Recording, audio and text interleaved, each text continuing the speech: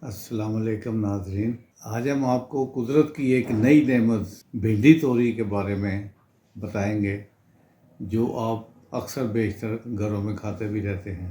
ناظرین، اگر آپ نے ہمارا چینل ابھی تک سبسکرائب نہیں کیا تو ضرور کر لیجئے تاکہ آپ روزانہ نئی ویڈیو سے مستفید ہو سکیں۔ بھنڈی توری اکیلی ایک سبزی کو وٹامن کا خزانہ کہا جانا چاہیے۔ اس کے کیمیاوی تجزیہ سے معلوم ہوتا ہے کہ اس کا مزاج سرد تر ہوتا ہے۔ اس میں کیلشیم، فاسفورس، فولاد، میگنیشیم، پوٹاشیم، سوڈیم، گندھک، تانبا اور آیوڈین جیسے قیمتی اجزاء ہوتے ہیں۔ بھنڈی لذیذ ترین سبزی ہونے کے ساتھ ساتھ فولاد اور کیلشیم حاصل کرنے کا بہترین ذریعہ ہے۔ اور اب اس کے فوائد ملاحظہ فرمائیے۔ ناظرین، بھنڈی کو عام طور پر گوشت اور قیمہ میں پکایا جاتا ہے۔ یہ ایک مقوی جسم و جاں غذا ہے جس سے خون کی تولید ہوتی ہے۔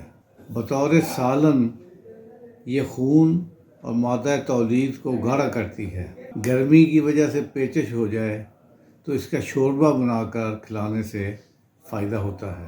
آنتوں کی خراش دور کر دیتی ہے۔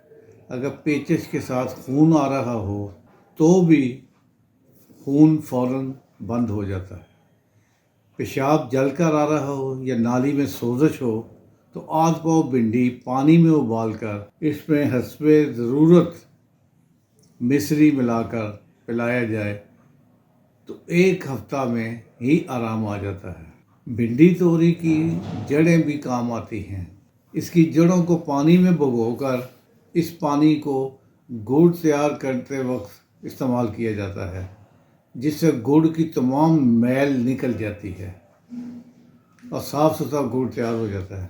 بھنڈی بغیر گوشت کے بھی بہت مزیدار اور لذیذ سبزی کے طور پر استعمال کی جاتی ہے، جس میں ٹماٹر اور ادرک خوب ڈالنا چاہیے۔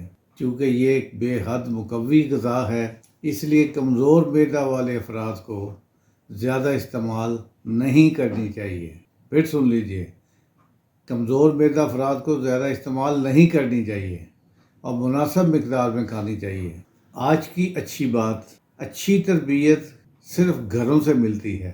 اونچے انگلش میڈیم سکول صرف تعلیم دیتے ہیں۔ ہنستے بستے رہیے۔ السلام علیکم۔